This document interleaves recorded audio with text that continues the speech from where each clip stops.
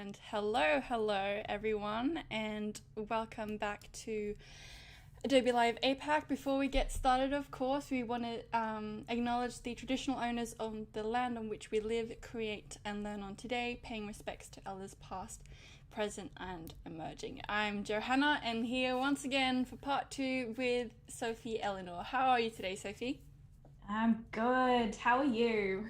Good. I got my sparkling water by my side, got the stream ready to go, and Excellent. excited for the day. Happy days. Good Yeah, stuff. happy days. Well, how about just looking here at my notes and quickly having a look in the chat? Hello, everyone. How about we do a little bit of a recap, kind of show what we covered in the first session and sort of plan out or chart our course for the stream Yeah, today. let's do it. So we started on Tuesday with a bit of a mixed media process in mind. So the idea being that we would create a tangible, physical stop motion piece. And then once we've kind of got that together, we're going to layer on some simple 2D animation in After Effects just to give it a bit of extra zhuzh, bit of extra, je ne sais quoi, bit of, Ah, I don't joie know. de What's vivre. your, exactly. Thank you. So this is kind of an example that I made just to sort of test the theory and see what it might look like. So we're incorporating our hands in it, and yeah, just a few different layers that we've got going on. So on Tuesday, we started with this stop motion. So we kind of walked through the pre-production, the photography setup, which is very basic, very shoestring, very slapdash. And then we kind of covered some techniques of how to tidy that up in the post-production side of things once you bring it into Photoshop. So I have actually done a couple of extra hours on this since we wrapped up on Tuesday, just because it is quite a long and repetitive process. So the techniques that we went through are exactly what I've done here. It's just I've done it, well, you can see all my layers here. I've done it maybe, I don't know, 50, 60 times over again to get to this point. But how about I just hit play and I can show you where I'm up to because I'm a bit excited about it. Yes, let's do it. All right. So we've got tickle number 1. We've got tickle number 2. We've got a bit of sparkle. Oh, Tickle number 3. And then we just loop amazing. over and over again. So I didn't shoot this in this order. I've kind of had to jumble things around a little in order to get that narrative working in that order. But I think we do have quite a nice little story happening here now, where we're sort of trying to find the ticklish spot, and we're getting slightly different reactions of different levels. Our first little tickle on the left, not much happens. Our little tickle from the top, we're getting a bit more of A little shimmy. a sparkle, yeah. And then we really hit the ticklish spot with that little letter N when we get all of our sort of cascading papers, different colors and textures. So yeah, a couple of hours in basically just doing that process of masking, just that faux onion skin that we kind of talked about, where you drag a layer out and just make sure that you've got everything lined up. Um, and the reason for doing all of that masking is because I really want to focus the attention just on the letters. And because I shot without lights, there is just a little bit of variation in the lighting in the background. And you might not notice it if you're looking at it photo by photo, but when it happens in really quick succession, like it does in stop motion, that becomes a bit distracting. And so I'm just trying to sort of smooth out all those edges, really focus the attention on that central piece, which is how we've got to here. So Excellent. Because yeah, yeah. without that color on top, you would, as kind of is the sort of the charming jankiness of stop motion is that you get kind of the flickering light in the shadow, and kind of these sort of very truncated movements or smooth movements from the characters. I'm thinking, of all the Leica movies, for example, which if you haven't seen them, please do. They're wonderful.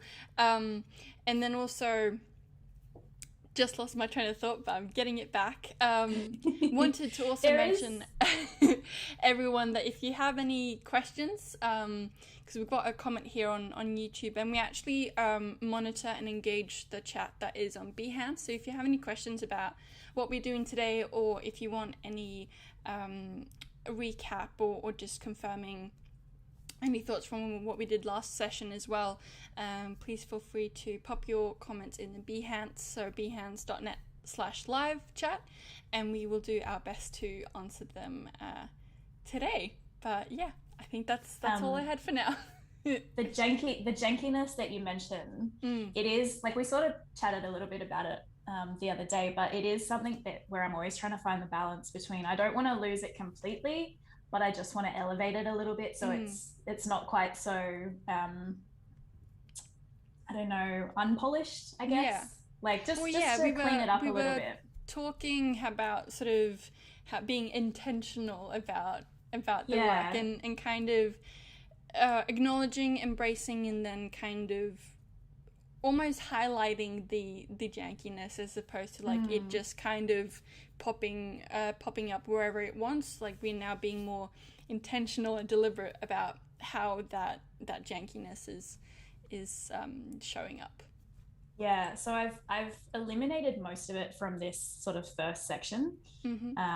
There's like a little bit of lighting change, but around the edges it's pretty clean. But I have, in this last section, you'll notice, maybe if I zoom in even more, you'll notice that the shadows do change a little bit as we go. And I think because this is happening so quickly, and because the whole thing is moving just a tiny little bit, I think it's kind of okay to keep it in that portion. Yeah, I kind of quite like it, actually, because then it again shows that this is a handmade piece, because you know, incredible After Effects people and designers alike will make, you know, stop motion effects for After Effects. So they'll make something purely digital but make it look as if it's cut from paper. So I think it's really nice to see how you remind, I guess, the audience that actually, no, I sort of tediously cut out all these letters by hand and laid it out by hand and used a piece of string to align it, like a physical sort of layer guides and everything like that. I think it's really great. It's that's an interesting point too, actually, is the way that you kind of create work that feels human, I suppose. Like, you can either start in a purely digital form and then apply, you know, different effects to make it feel a bit wonky or a bit jagged or a bit, you know, lopsided or something, or you can go in the other direction and start purely handmade and then try and clean it up a little bit, and you sort of meet in the middle. But I do appreciate when I can look at something and know that, wow, someone's actually spent hours, if not days, with their hands working on this. There's something really really special about that, I think. Yeah. Well, speaking of digital, actually, because that's what we're going to get into. I think we both sense like, oh, segue time. It is time for us to jump into After Effects to add some squiggles and sparkles, or sparkles and squiggles, I think I referred to them Love it. I love it. last stream. So yeah, while you hop this into After Effects, I also just wanted to say hi to Kim and Gareth in the chat. Hope you are well. And once again, if you have any questions for us today, feel free to pop them in the chat and we'll get to them, and as many of them as we can. So we'll jump into After Effects via Illustrator, if that's okay, because we did start this project in Illustrator, which has made this quite nifty now, because we've actually already got a lot of our vector shapes already to go. But I have just done a little bit of tinkering on top of that. So I thought, I'm not 100% sold on if this will work. I think this will be a bit of an experiment, but I thought I would keep these outlines here just in case there's maybe something we can do with that. Maybe we can, I don't know, offset these one at a time before the shape underneath appears, if that makes sense. But then I've also, if I just switch these layers off, I've also just created a few squiggles and sparkles. There we go. So I'm kind of anticipating that what I would like for this animation is to not distract from the stop motion, because quite a lot of work's gone into that. What I want to do is just enhance it a little bit. And so I don't think that I want to put too much on top of the paper lettering, but maybe the 2D animation can be more around the hands that are in the video. So I'm thinking maybe when the first hand comes over from the left and does a little tickle, we might just get a little burst of rays. So we're starting small. And then when our second hand comes along, we might get a bit fizzier. We might get some little lightning bolts, maybe some bubbles, something like that. We can play around with that. And then for the grand finale, for our third little tickle from the bottom, I'm thinking fireworks. I'm thinking we need like big streamers. We want some stars, that kind of thing. So that's how I've set my file up. And this is going to make life easier once we get into After Effects, actually, is just making sure that every single element is on a different layer. A lot of these are quite simple drawings that I probably could have just done in After Effects once I got in there. Like, it's not hard to draw a straight line. But given that I already have this file here, I'm like, I'll just, it'll take 2 seconds to do this. So yeah, now because each of these are on a separate layout, when I do bring it into After Effects, what I have is all my little separate layers here, which I can now go and play with individually. So I've also, what I've also done is export just a low res version of my video from Photoshop. For the final, I will probably export a higher res version, but just for the sake of rendering and it not taking forever, I'm kind of just using this as a placeholder for the moment, just while I get my squiggles and sparkles in place. So because it's a little bit distracting and it's kind of intense to look at, I'm just going to switch off these outlines because I actually don't even know if we'll use them. But let's start with our little rays. So we might as well go in order of the video, I guess. Sounds good. Yeah, so we've got our first little finger coming across here. And already these are in completely the wrong position, but that's fine. We can just move them. And I might also just shorten these layers too, just so I'm not getting confused about what's going where. So we don't actually need these to appear until about there.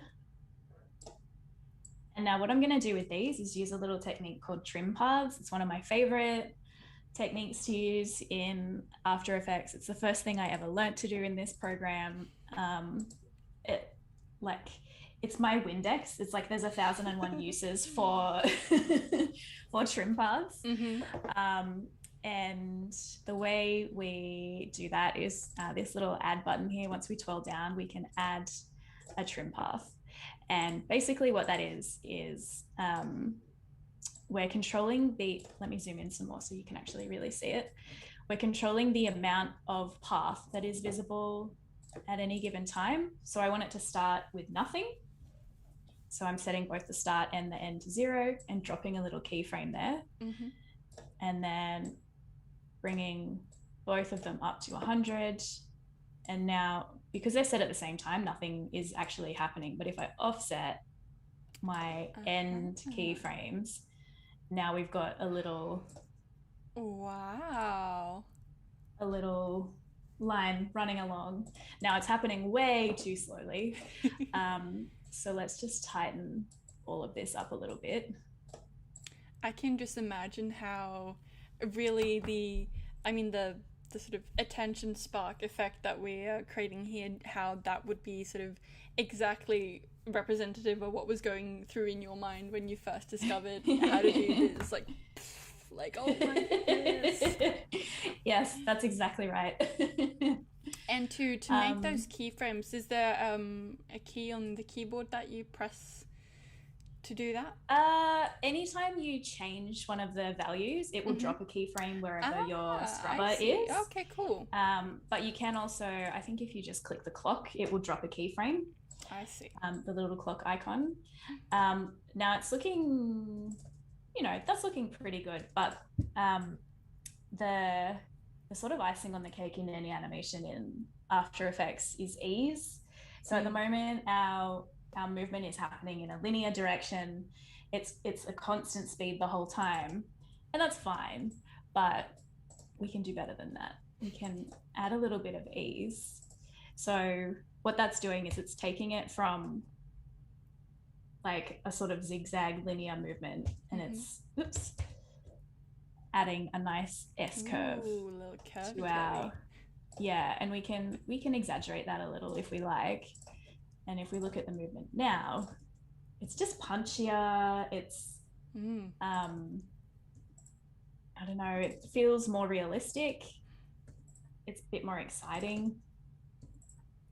This is a weird close-up, isn't it? For people just entering the stream right now, welcome to Downright APAC. We are here with Sophie Elinor. It's an extreme close-up of my index finger. Exactly. Doing some 2D animation in After Effects. Welcome one, welcome all. Yes, it's exactly what it looks like. Here. So I'm pretty happy with how that's kind of sitting. I mean, we could maybe speed it up a touch still, maybe just one more frame. That's probably better. And now that I've done a few minutes work there, what I can actually do is just command copy that trim path. And if I highlight my 3 other layers that are my little rays, I can just paste them. And then when we twirl down, we've got exactly the same keyframes with exactly the same ease, all in the same position. There you go. Now we've got a little happening. Uh-oh, we're getting the After Effects soundboard started again. Side note, that is actually something that I would really like to start exploring next in my work, is adding sound effects into these animations. I think that would be so fun. Like it'd probably just be me going shoo into my iPhone to record, which I think is perfect. Absolutely perfect. And I'm sure if you want volunteers for that, Tina Victoria Afsha would certainly help you out with some sound effects as well. I did see her and Flynn getting quite snazzy with their little sound effects in their stream the other day. It was so much fun. I was laughing behind the screen on my end. It was great. So what I've done here is I've just offset each one like 1 frame. You're barely even going to notice the difference because it happens so quickly. But it's just nice to have a little bit of variety, even though they're using the same same technique. Yeah, and I mean, I probably could even, because these 2 middle rays are a bit longer, I probably could drag the time out a little bit. But honestly, like it's all just happening so quickly that I think that's probably fine. But what I might do now that we've got these is, why don't we, now we've got them highlighted, I'll just copy and paste another version of this. And what I can do, because our little tickle has 2 sort of wiggles, we can repeat this little ray movement that we've just created. Right, yeah. So we can go, oh, is that happening at the right time? Should we come across? Yeah, that's good. So we're setting that off, we're curling back, and then when we come out again, so we've just got 2 little. Fantastic. And we could probably even, if we wanted to, just to make it a little bit different, we could probably even scale that up a bit, or just to make it slightly different from the other one. Kim here in the chat also very enthusiastic about sounds. It's a great idea. And it seems like the logical next step for you. I agree. Yeah, I don't know why I haven't done it already. Like it feels, yeah, I think I'm gonna do it. I think I just need to pick something and try it because I really do think it makes a big difference when I see other animators who incorporate just, not big sounds, but just like small little little ambient subtle noises. sort of, if you're paying Yeah, attention, you notice it. Similar to, yeah. little animations like this. If you pay attention to it, you'll be even more delighted. And I think maybe even that this piece right here is a great one to test out and start with. Like if you get some laughter, some giggles, Exactly. I think that could be really fun. The only thing I have in the back of my head is that no one ever watches videos with sound on, and well, actually, that brings me to a question, to a point. Like obviously, you're creating these quite sometimes subtle, sometimes kind of like almost Easter eggy like effects. Like if you stop and wait and pay attention, you'll notice it. How I guess do you set yourself a limit to like how intricate you can get with these effects? Because bearing in mind that people's attention or the time that they will spend on what you're doing might not be as much or as long as you would like. Yeah, that's a tough one, isn't it? Basically, time management in an era where attention is always fought over. I think it's a really tricky one, and actually the animation we're working on here is pretty long for me. So we've got 9 seconds, which is I mean, we sound like crazy people just being like 9 seconds, such a long time. Who has time for 9 seconds? But I think one of the little tricks that's not really a secret, everyone does it, but having the animation loop, I think that's kind of a sneaky little, not sneaky, that sounds sinister. It's a it's a useful tool. Clever, it's a clever way to blur the start and the beginning, because no matter where someone is dropped in, they're going to get a complete cycle. It's just that the cycle might start here or here or here, and you might watch it 5 times over before you even realize that you've seen 5 versions of it. Do you know what I mean? So I think just having like a clever way to loop something, and not necessarily just going, well, I'm starting here, I'm finishing here, and then I'm just going to reverse back to the beginning. I think having a starting point, traveling to here, and then taking some other kind of journey back to the starting point is my personal preference. I really like when someone takes the time to walk back home a different way. I think that's more interesting too, because you're like, oh, hang on, this is different. This is something that I didn't see in the first half. Let's stick with this and see where it's going.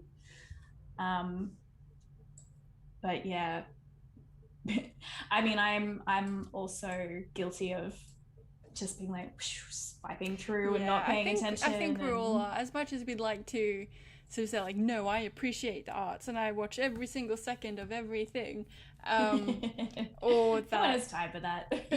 like some days, maybe watching a couple of seconds of something is really the peak level of enjoyment that you're gonna get out of it. But speaking of time, I just wanted to give a heads up that we are approaching the halfway point. So let's get into this next squiggle. Yes. So I've called them lightning. Lightning, even better. It's just, I don't know, just something that's a little bit different that can add a little bit of interest. It's that thing again of, it's a similar action, but we're getting a slightly different reaction. And I think that will keep you watching, because you're like, oh, that's something different to what happened a moment ago.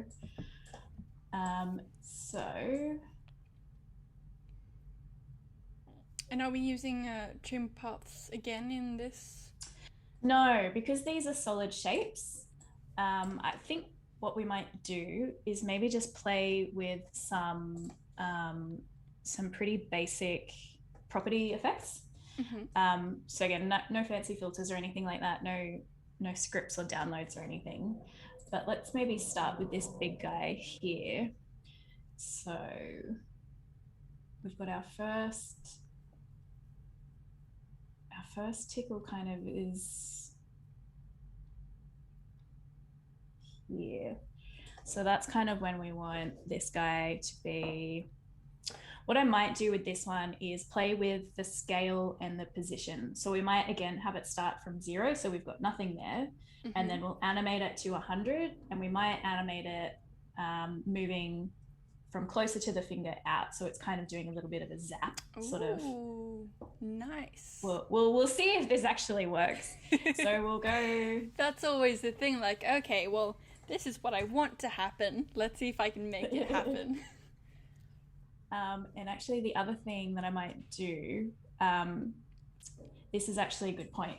So see how I've adjusted the scale, I've keyframed it from 0 to 100, but it's doing it from this central point, and that's kind of not the movement that I want. I want the direction to be traveling, to be exaggerating the movement of the finger, and that's gonna have to travel in a sort of right to left direction rather than in to out, which is what it's currently doing.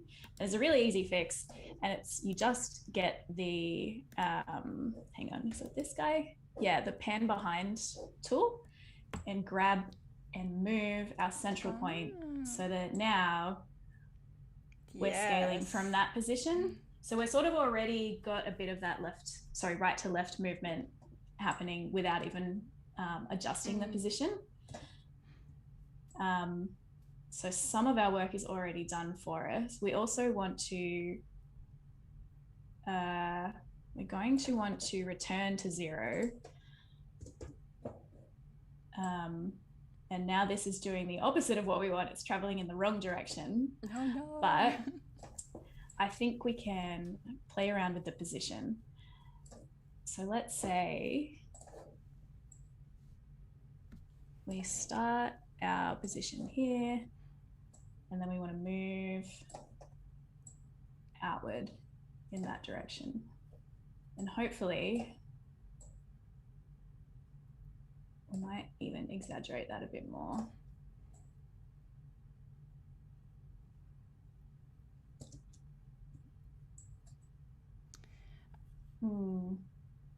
Actually, maybe we want to not do that with the center point.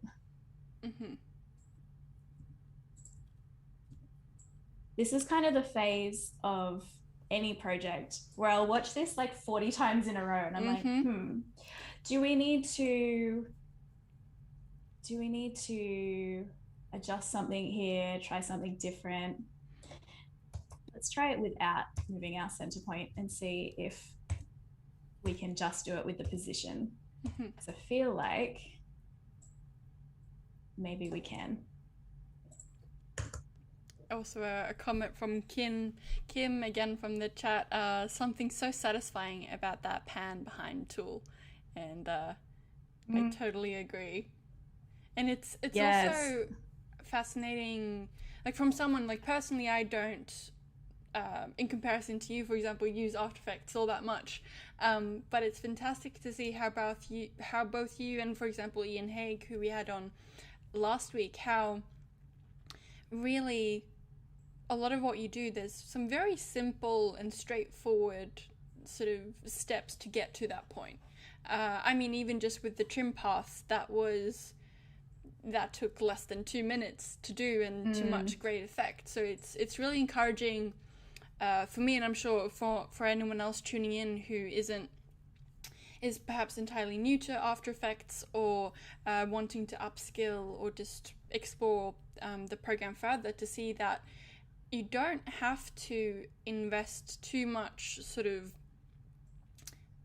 necessarily like too much time. Like you don't have to learn hours and hours worth of skills to make actually just really fun and exciting stuff. All you need is, I feel like, is maybe like 5-10 minutes. Totally. And I feel like it's that thing of, once you kind of have one little tool in your toolkit, you can actually use it in a lot of different ways. And so if you're an illustrator, you might really only use like these these properties here to create an entire moving landscape kind of thing. You know, like you don't need heaps of fancy you know, plugins or to know the program inside and out. But it is really fun to just see what you can do with just a couple of different skills. Yeah, small. Okay, I don't want to misquote. So really, it really makes a difference in the animation. So yeah, small changes or small tweaks, I guess, can make a big impact in what you're doing and really give it character and personality. So yeah, it's really interesting and exciting to see it sort of all come together. I feel like this is happening a bit too slowly. It's something that I want it to be like sharper. I want it to be like a magic kind of getting there. Yeah, so we're getting somewhere now. So, and this is before Easy Ease 2, I imagine. No, I have added Easy Ease. Sorry, I did that while you were chatting. See? Sneaky. So when it's got this little sort of hourglass shape, that means it's had ease applied to it, whereas previously it's just a diamond. Yeah. That makes sense. Let me zoom out because I feel like I'm looking a little close here. And that's also a great technique, similar to, you know, if you were drawing something to flip the canvas to see like the perspective. It's also great to, you know, zoom in and out to see like, can this small bit of animation that I've done actually be seen? Like, can you notice the difference if it's in speed or sort of size differentiation? Really important just to try to change your perspective and how you view your work, because sometimes you just miss stuff by looking too closely. Absolutely. Yeah, I'll be zoomed in at like 3 pixels and then zoom out like, what have I done? You can't even see this. Gosh. Yeah. Okay, I'm feeling a little bit better about this now. I think the trick was just extending the distance. So it needed to travel a bit further to feel faster, because I still wanted the same amount of time, but I just wanted it to travel a little further. So now I feel like we've got a fingertip that's sort of shooting sparks out, which is truly like finger guns. Like if you take anything away from the stream, like that's it. Please let that be your takeaway. Yeah. Everyone stop, write this down. I don't know how you spell it, but choo. Goodness me.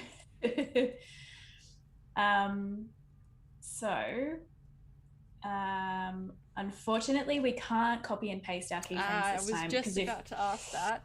It would be too convenient. We could do the scale. We could copy and paste the scale. That's fine. So let's maybe do that.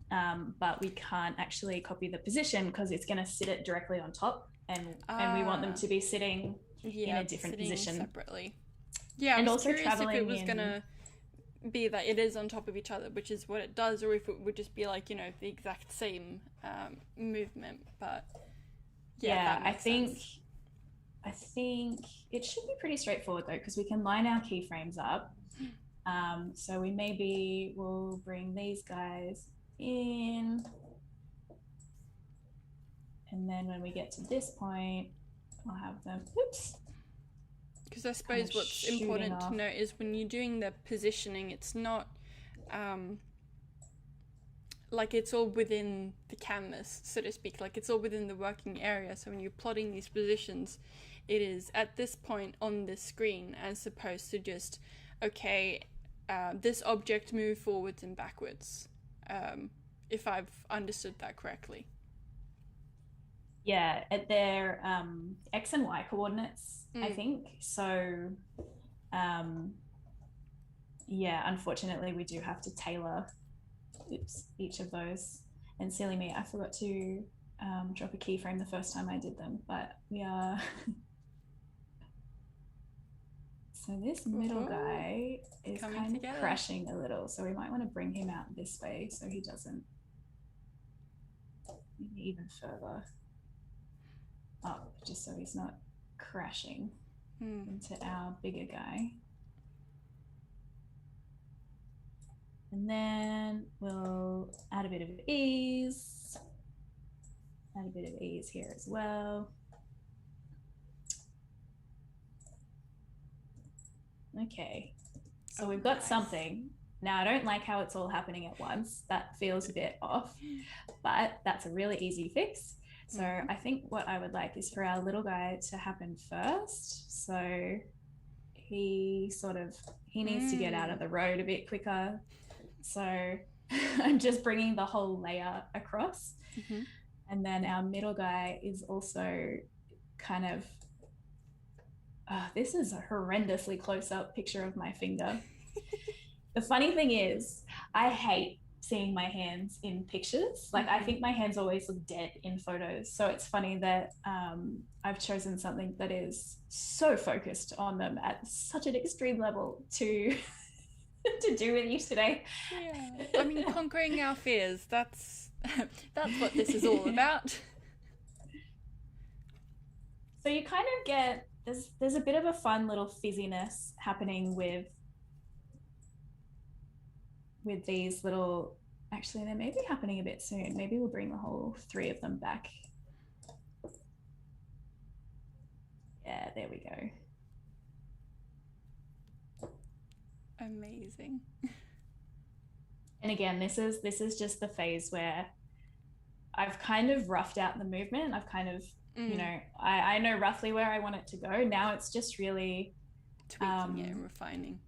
Yeah, and trying to get it to feel like it's part of the footage also.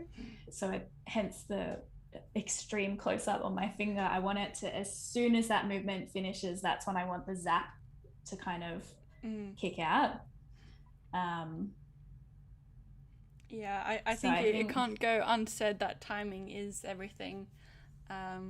When you have such little time, or even, you know, when you have plenty of time, like making sure that the timing of animations or transitions, that they fit the narrative that you're trying to tell, and also that they sort of make sense in relation to, you know, what's happening in the video.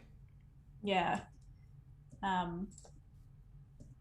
So that's kind of, that feels like that finger is sort of pushing out those little zaps now. It's probably still a bit too much overlap, but I don't want to fuss around with it too much, because dead set, this is the thing where I'll spend an hour looking at this going, shall I just move this a tiny bit? Shall I not? In the interest of just kind of getting a sort of sketch version of this going, let's move on to our little fizzy circles here. This is just going to be a really straightforward, very simple thing, and I'll probably I will probably duplicate these and add a few more in once I've got the movement, because that is a bit easier to do that way. So for this one, we're literally just going to start at 0, and we're going to come up to 100 and then go back down to 0. So similar to what we did with our little lightning bolt. Just has a nice little sparkle. Yeah, it's just a really quick glimmer. It's going to draw your eye to the action that's happening here without distracting, I think, from the bigger picture, or that's my hope anyway. And again, just add a little bit of ease here. And you could, if you wanted, maybe we'll do this on the stars, but you could, instead of just going 0 to 100 back to 0, you could have a bit of a wave in there. So you might go full scale, 50%, 70%, and then back down. So it will do a bit of a sparkle. Yeah. But for right now, I think this will be fine. And then we'll just copy and paste here. Oh, lovely. And then maybe bring these back so they're kind of happening at the same time as our. And speaking once again of time, we do have just about 20 minutes. Nice. To go. So I think we're traveling pretty well. And as you say, like these are really simple techniques.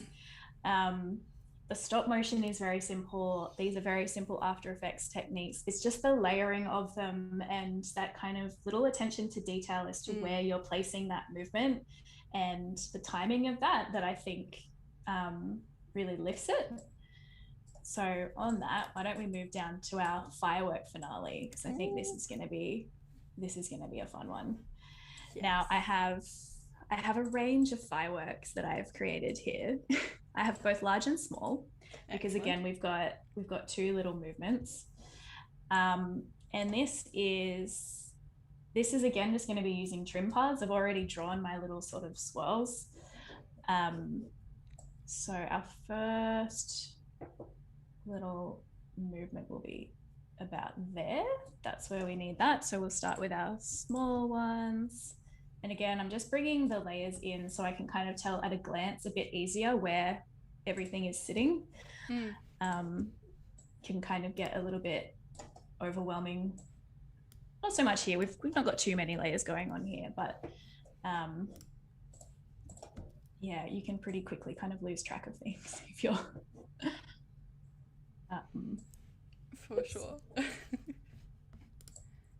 can definitely relate to that, because you know there's just, you so zone in on something and you want that to be great, but equally it's important to think of, okay, like, where is this going? Is this level of detail necessary for where it's going? Not only, you know, platform wise, but if it's going to be shown at a small scale or a large scale, and everything like that. So there's obviously these considerations that you would make right at the start of the project, but it's also important to remind yourself of as you're going through, that you don't necessarily spend too much or too little time where it's not needed. It's also like I've definitely done the thing that you just said not to do, which is spend way too much time on something where we've all done it again. But it's just a learning curve, you know. It's just, I try not to see that stuff as wasted time. I mean, I will still get frustrated with myself and be like, why did you do that? That was never going to work. But you didn't know till you tried it. Exactly. Yeah. So I'm just adding our little firework trim paths here. And just like you said, even though you're doing the same effect of trim paths, just the fact that the line now is a little bit more organic and has a curl to it makes it seem almost like a completely different technique. Yeah. Which is a really nice, again, just showing the sort of versatility of that one technique, is that it does feel so different depending on the shape or the form that you're using. Absolutely. And I will also take this opportunity, as I did in the previous stream as well, to say that if you want to see more typography play and animation from Sophie, I'm going to link it in the chat now, but please do check out her Adobe Max talk from earlier this year. It was excellent, and you know, you go into a little bit the techniques that you're doing here and just more of the good stuff. That was a really fun one, and I feel like I never shut up about trim paths. But I do also talk about trim paths. It is a good technique, but there are some other things that we cover in there. I think we did a bit of path animation, and we did my next favorite After Effects tool, which is the puppet pin tool, which is this little guy up here. We're not going to do it today. I'm exercising a lot of restraint. We appreciate it. Yeah, thank you. But it is great fun, and yeah, it's actually been really cool. There have been a few people who have sent me little versions of work that they've made using the techniques, so and it's so cool to see. And I really, really love that. So yeah. That's wonderful. Got a I am keeping an eye on YouTube, but just a reminder that if you have any questions for Sophie, although we are shortly wrapping up, to please pop them in the behance.net/live chat. That's also where I am posting all the links to you as well. So Enzo, you're wondering where the link was, that's where it is. And for you, Sophie, just a heads up that we do have 15 minutes or so Beautiful. left. So 10 rather, actually. Sorry about that. That's okay. 10 is a-okay. I did 2 versions of the fireworks because I wanted a smaller one for our first little tickle, and then right before we get into our grand finale, I kind of wanted a slightly bigger one. Yeah. So I'm just gonna do the same. Actually, I can probably even copy this trim path and chuck it onto these guys, and do it that way.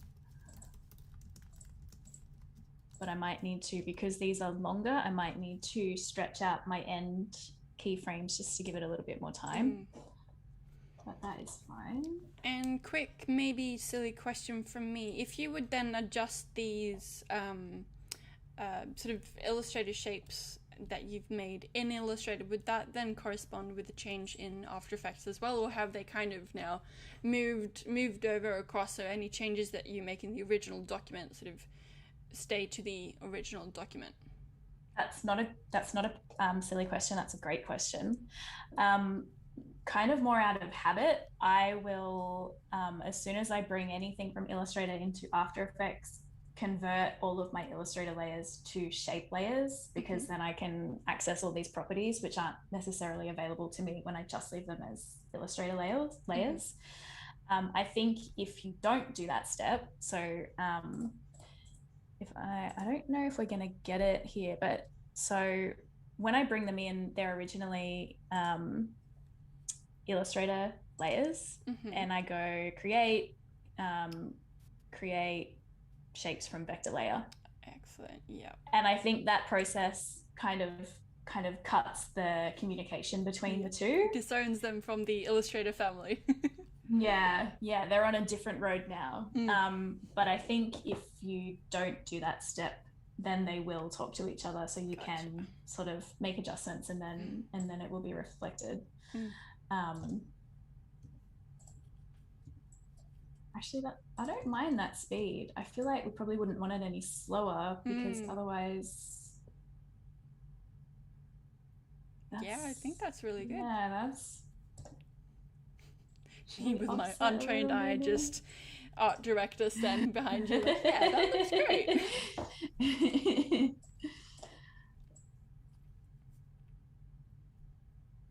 I'm also now just thinking of like what kind of sounds you might have for this tickle, and Should this be actual fireworks?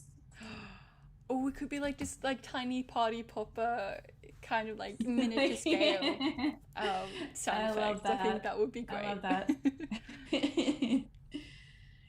And then the last little thing we've got here to play with is these little cluster of stars, which I'm going to do a pretty similar thing to the circles.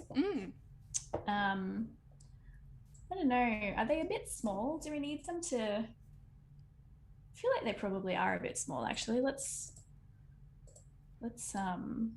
beef these up a smidge. The good thing being that because they are vectors.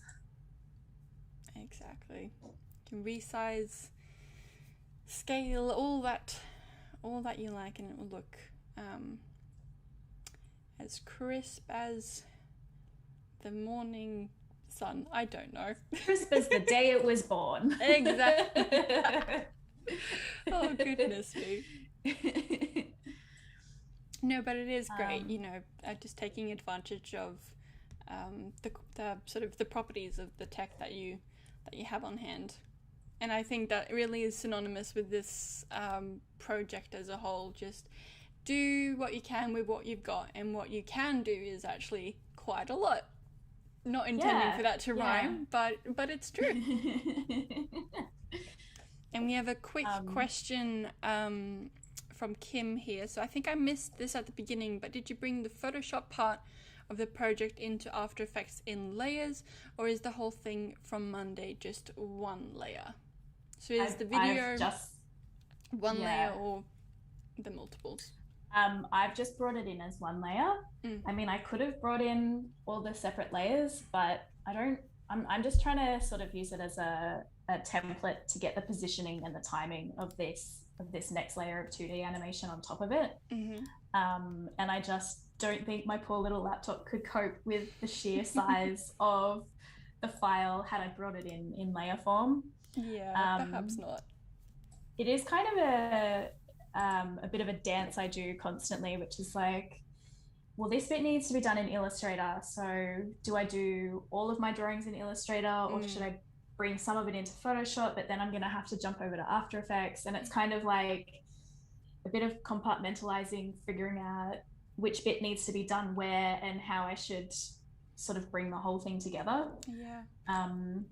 And I hate to cut you off, because I think that's a great question, and we could, you know, probably do a whole stream on, you know, setting up files and everything like that. But we do unfortunately have about 3 to 4 minutes left. So just bearing that in mind, if you want to show any last minute things. Yeah, well, why don't we have a look at the whole thing, because we've sort of played around with a few different things. I might just switch our little stars off because we haven't actually animated them yet.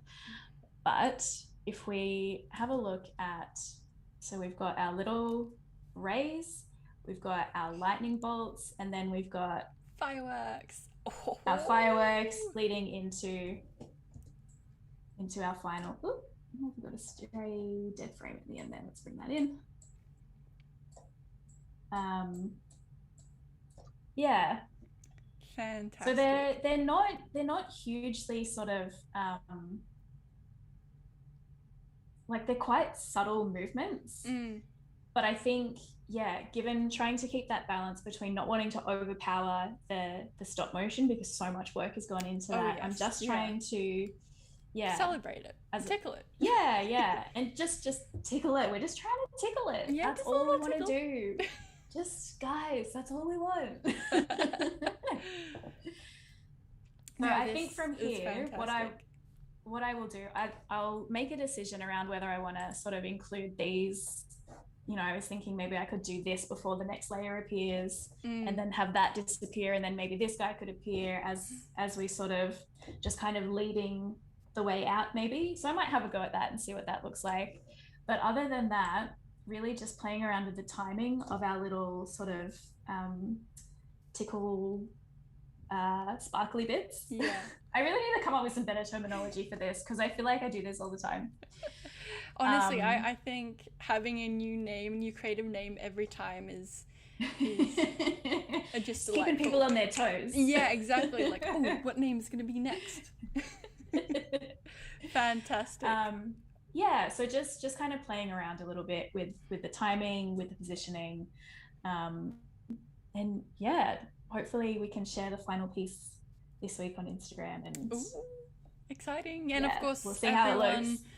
If you want to give this a go, we'd love to see it.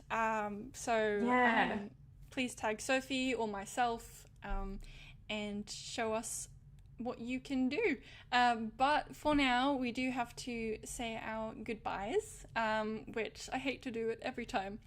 But thank you, Sophie, so much for joining us, and thank you everyone in chat, and also keeping Flynn in our thoughts. We might have had an update on the baby today, who knows? That's not my news to tell, but I hope everyone has a wonderful day. And Sophie, no, not Sophie, Sophie, catch you my again year one soon. teacher used to call me that. Oh no, well, we're not going to do that here. Sophie Elinor, thank you so much, and it's been my pleasure. Thank you. You too. See you later. See you, everyone.